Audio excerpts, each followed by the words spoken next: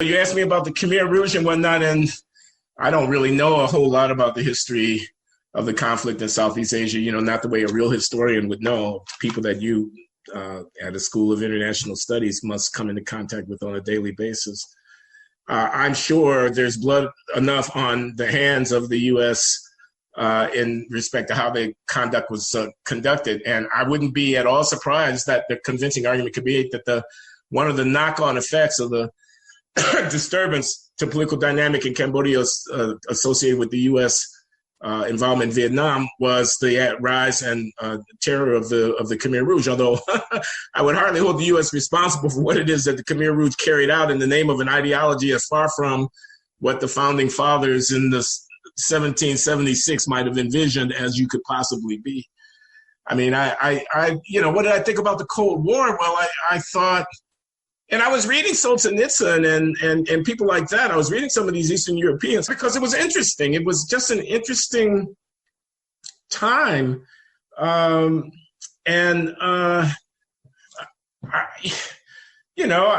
thought even then that the jury was in. I mean, I watched what happened with collectivism and whatnot in the developing countries in Africa. They were a catastrophe. They were a disaster. I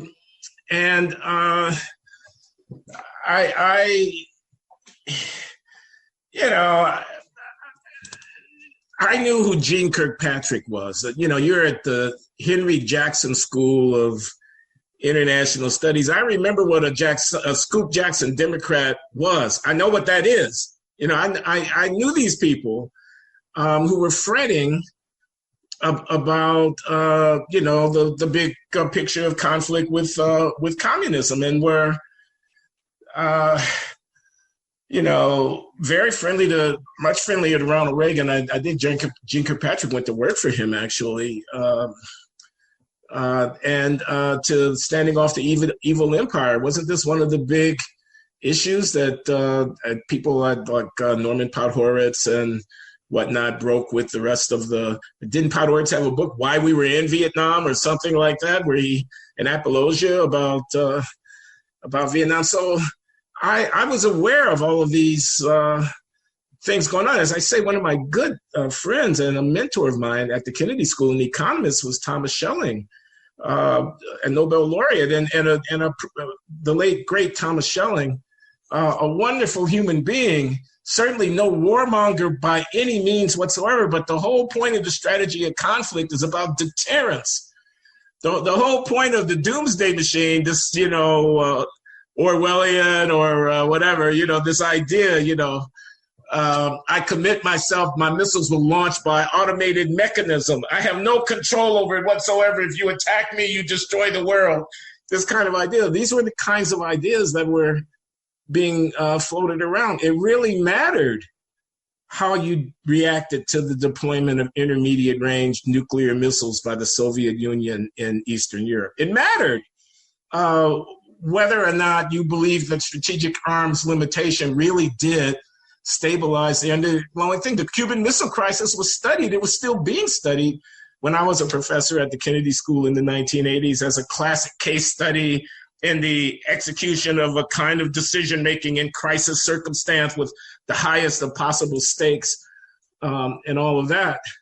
So maybe how you'll read this, Daniel, is that I was so deeply enmeshed in the machine of military, industrial, intellectual production of American hegemonic global reach, that I had no perspective to be able to look at it in any way other than to see Gene Kirkpatrick as a perfectly reasonable person arguing the good fight.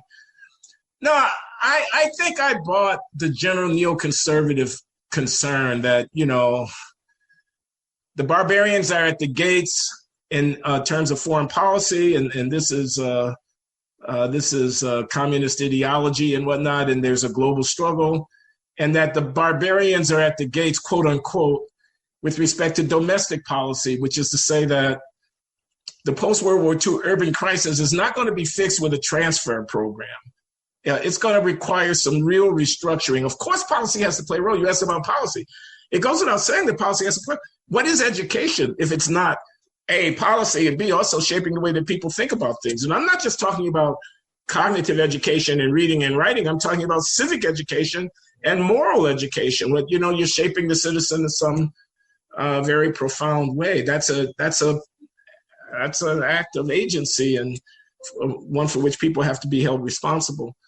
It's very interesting to hear, because obviously hindsight is 20/20. But as a historian, I try to explain to myself why, after Vietnam, during the middle of like U.S. promotion of Central American genocide, like the U.S. is held up as sort of this paragon of morality vis-a-vis the Soviet Union. It's an interesting historical question, particularly in very, very elite institutions.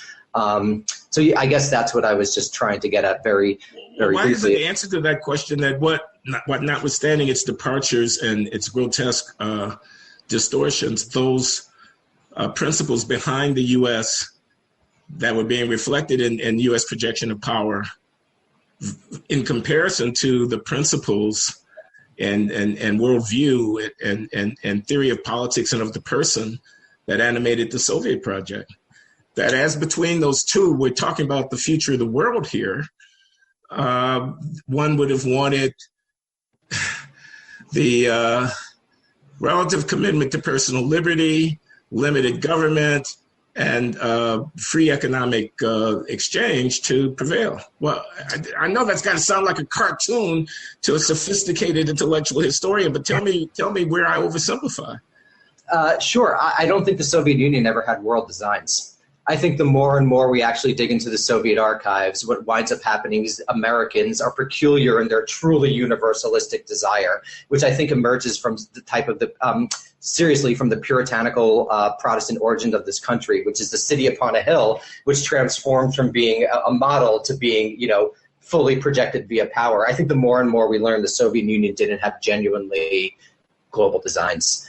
Just like I don't think China had genuinely global designs. I think that's a peculiar American pathology to think that they could actually make the world in its image, related to our Protestant millenarianism, which suffuses the entirety of the culture. Even though I do agree, I like liberal freedoms. I think that's really important. So what's important? Sorry, yes. No, I was just going to elaborate on the question a little bit. I mean, if I look at Latin America, Central America, South America, the Caribbean, I think about Cuba, Venezuela and whatnot, but, Brazil. I mean,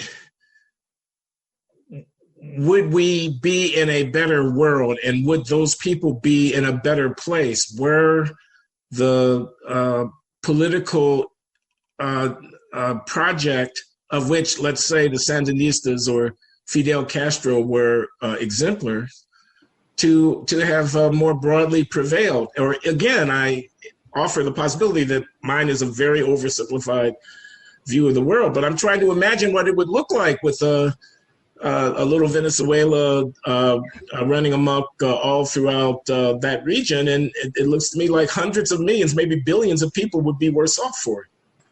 Well, I would say if you look at the history of sort of Latin America, the U.S., it's not even comparable with regards to what the U.S. or Cuba or the Soviet Union has done. I mean, the U.S. has intervened in the region for 180 years, has done things like invade Mexico several times. Most people don't even know about that.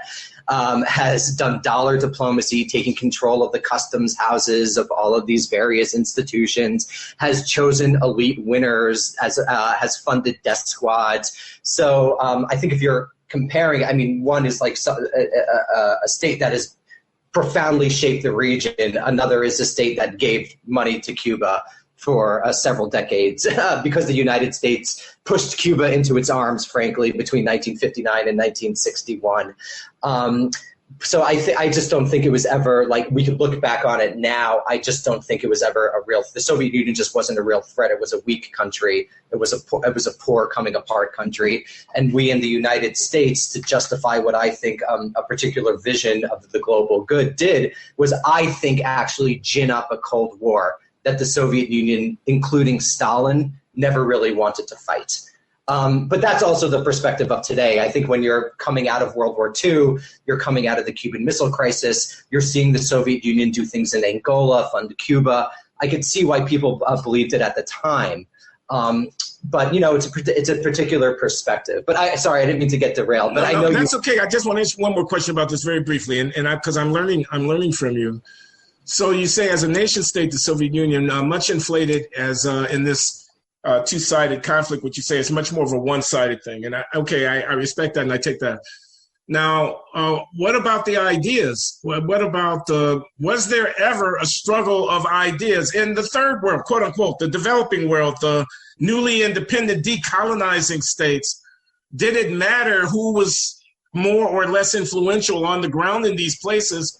Or was that too really a one-sided phenomenon of American messianic global domination, manifest destiny on steroids kind of thing? Because I'm just going to lay my cards on the table. It seems to me it did matter greatly whether or not you collectivized agriculture or you had a much more mixed economy kind of understanding of how you were going to carry out your developmental program. And I somehow think that people were led astray by the model of planning and central control and regulation that stifled economic development in a lot of places. But I think the more we learn and the more we get into the actual archives of these countries, they just manipulated the superpowers to get money. I think these models, I think the models were less imposed from above and adapted to local circumstances by local elites, except when, the United States literally controls South Vietnam or the Soviet Union literally controls Eastern Europe. When we're talking about Egypt, when we're talking about other countries throughout what we call today the global South, no longer the third world, when we're talking about India, these are local issues that the superpowers are being used. I think a great book on India is this book called The Price of Aid by the intellectual historian David Angerman, and he goes into the archives, and you just see local elites essentially manipulating the superpowers. So my problem with these sorts of projects is you wind up having the United States or the Soviet Union. They're both bad. Don't get me wrong. They're both bad. They wind up picking which corrupt local elite to give money to, thereby distorting organic developments on the ground. And whether, in some circumstances, I think it didn't matter, but I think if you're looking at like the Cold War and the Global South as a whole, these are mostly local decisions being made by local actors, and the superpowers wound up like funneling money, an extraordinary amount of money to one side, thereby screwing up the society in and of itself. So I think it just totally a failed project, because you can't really impose. I think what the Cold War showed, you can't really impose these models in a real way, except in a super weak country that your government is literally funding and responsible for, like South Vietnam, the most extreme example, in some cases Taiwan. Okay, I guess I'm going to have to stop my flag waving and maybe even take the flag down. I might have to take the flag down. No, seriously, very interesting, Daniel. I'm going to be thinking about that.